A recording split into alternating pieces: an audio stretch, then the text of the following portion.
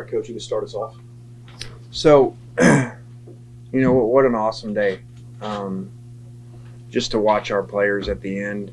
And I told them last night, as you get older and you get joy from others, especially your children, which players a lot of times are similar. And I just wanted them to get to 1-0 today. So just like every time we've been in the stadium, could watch them go over there to the fans with the Egg Bowl trophy and be able to celebrate that alone, just, winning the Egg Bowl.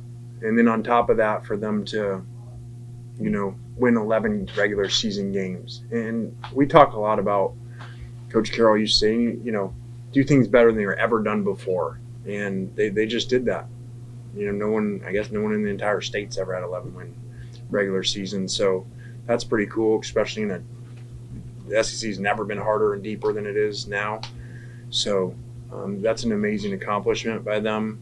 And, I know the storyline about distractions all week and stuff. And I would just say, and I wasn't going to say during the week, we build our teams differently. So what you may think is distracting, as I understand our fan base or media, I don't think it is. And we train our guys from the beginning when we get them and build our teams to focus on what they can control and block out noise. And shoot, the last play, FAU, we play our last game there. That morning there's an announcement, that we're coming here, actually. And, we're in the conference championship that day. So our players know next year, and we go out and win 49-6 in the game. So I think we just train our players that way. I wasn't concerned this week, and they've been doing it for a month, so I would say maybe what, we teach our players and our staff a lot of times, that what you think might be really bad might be good. And so maybe you should think the other way, that all that distraction and all the noise outside bonds them together because they know their team, their coach, their coaches, and so they don't worry about that stuff. And everybody says, well, they're going to be distracted, they're not going to play well, or they should want a different coach. I think bonds them together to stay focused and to play really well. And I'm not the coach for those who, I know we got a lot of people here today, but ones that cover us, if the field goal goes in at the end and you just win some game or get some call by a ref, I'm not one to say that means you played extremely well that day. Our guys played well, whatever, probably 24, 10 or 13 run, once we get that last touchdown at the end of the first half. And if you're distracted and you don't have 0 negative plays the entire day on offense, not one play, not a sack, not a turnover, not a negative run for a yard, that's players executing really well and doing great. So really happy for them. And it's a heck of an accomplishment. They did something no one's ever done before. And they did it in a really good style today. They played clean football, kind of said at halftime, and our programs are built different. We build players to execute and play really well. Like they say down in locker room, we want to make Sports Center for making good plays, not try to make Sports Center for starting fights. So, that was disappointing earlier in the game, but I was really proud of our players, how their players all left their bench, including their AD, and our players stayed on our bench, like they're coached to do. So play football, and they did that today. Lane, Keith released that statement last week saying that there's going to be an announcement by tomorrow on your future. Have you made any sort of decision yet? Yeah, I haven't. Maybe that surprises you. But I guess, I gotta do some praying and figure this thing out. I know today, I can get to that tomorrow. I live life about one day at a time. Maybe that doesn't help you, but I've learned to live that way for about 6 years now, 5 years, and that helps me. And so today was all about these players performing really well and keeping this Egg Bowl trophy where it belongs. And then, tonight I'm going to go be a dad and watch more important game to me and watch Knox playing the North Division or North State Championship versus Tupelo tonight. So Coach Cutcliffe, senior, You know, he was on the sidelines last week at the game. His son's the coach, in case you don't know. And you know, he walked over. He's like, "Man, isn't this like harder than, more intense than being the head coach in the games?" I'm like, "No, it's not."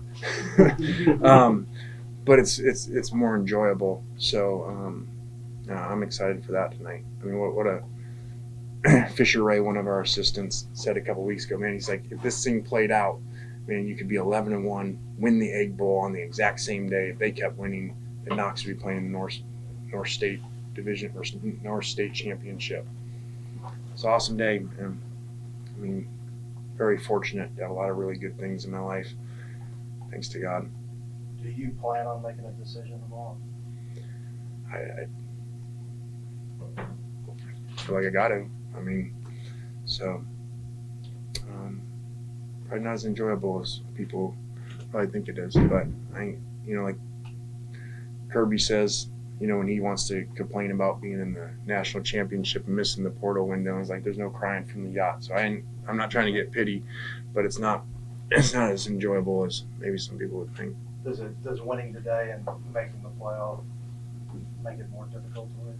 I think it's difficult no matter what. I think that there is a relief that we played like I thought I thought they would today. I did think they would play like this, and but you never know.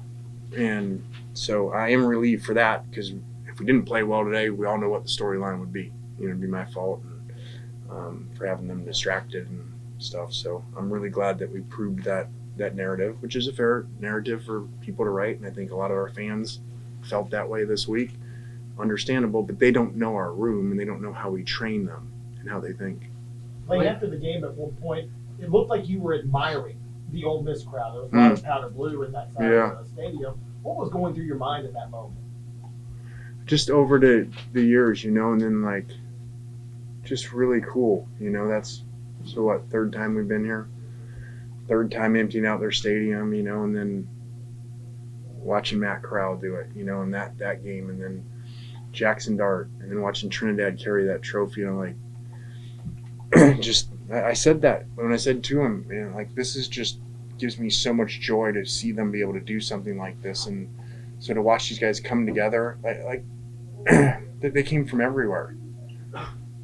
I mean, I should probably know this, but I bet you on offense, we don't have any players that play from the state of Mississippi. Think about that. Maybe I'm wrong, but I don't think we have any. So that's a different story, that you have to have in-state players to win. But think about that. So they came from all over the place to come together to do this, to win, and then bring joy to all the fans, which are from Mississippi, mostly, I assume. It's just a really cool story, and you can't get a better story than Trinidad. You guys in Division II playing in front of 500 people, and today he goes for 359 yards, 4 touchdowns, no interceptions, no sacks, and some critical runs in a rivalry game that records don't mean anything when you go into them. They're not going to come out flat today. They never do. And so, and they did a lot. They put zero at them a ton of times, and tried to hit the big plays, and a lot of times they just held, as you saw. But Trinidad did some really good things today. Number of people maybe that you rely on that you can call as you're going through something like this? Said you were going to be a dad tonight, later tonight, probably have to make a decision in the morning. I'm not asking you to give out names, but do you have a group of people that you can rely on for something like this? Yeah, I do. I miss my dad on this. I really missed him this week. And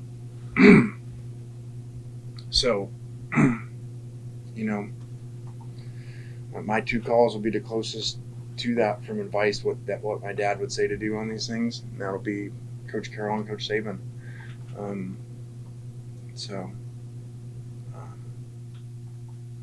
Kind of wish when you had things to do in life that your dad wasn't there, but or your dad was there.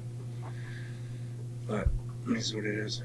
Lane, when the polls come out on Tuesday, do you think this team is deserving of a college football playoff hosting option? Yeah, I would think absolutely. I mean, you go 11-1 in the SEC, and and I'm not politicking. I think that should be an obvious hosting the game. I think depending on what other games go, you're in a conversation of are you even up there even higher? So yeah, I don't know how you wouldn't be hosting a game at minimum at 11-1, and your one loss, you're ahead by a couple scores, right, going into the fourth quarter about at Georgia. Hard place to play. So I would certainly think that I wasn't even planning on politicking for it, because I would think that would be a given. And shoot, we could have a whole different narrative here of, you know, Texas and Auburn win their home games. Two really hard places to play, man.